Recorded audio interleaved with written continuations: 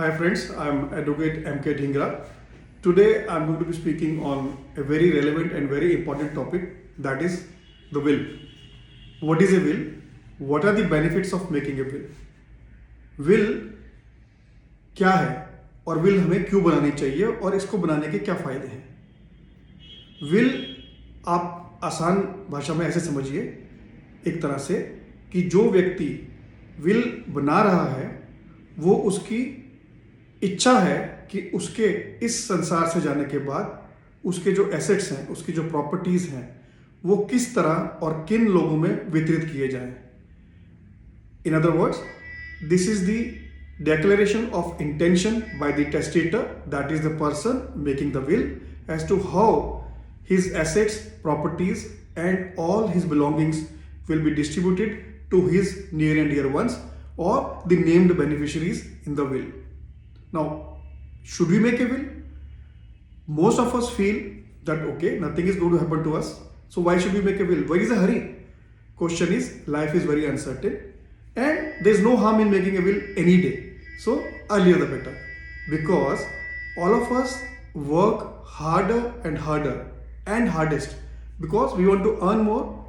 What is the benefit of earning more in case you can't enjoy it and your near and dear ones can't enjoy it once you are gone?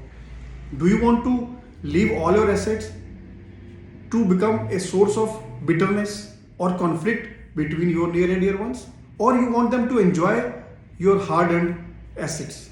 So idea is that you should leave something for them, your beneficiaries and your near and dear ones whom you want to benefit from your assets.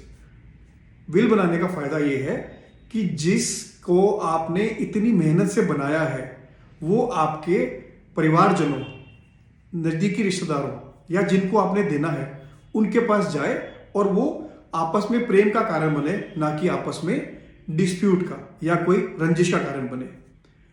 सबसे बड़ा फायदा तो ये हो गया कि आपका life long earnings है वो प्रॉपरली डिस्ट्रीब्यूट हो जाएंगे, यूज हो जाएंगे, कॉन्फ्लिक्ट नहीं होगा और लिटिगेशन में नहीं जाना पड़ेगा.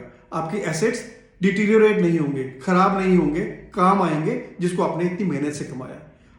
अगर मान लो हम विल नहीं बनाते हैं तो उसको हम इंटेस्टेट बोलते हैं. कोई व्यक्ति फर्ज कीजिए बिना विल बनाए इस संसार से चला गया, तो उसका जो डिस्ट्रीब्यूशन ऑफ एसेट्स है वो एज पर पर्सनल लॉ के हिसाब से होता है, इंडियन सक्सेशन एक्ट के हिसाब से होता है. वो एक दूसरा टॉपिक है, उसको हम अगले वीडियो में कवर करेंगे. I hope this is clear and we will meet you the next time. Thank you.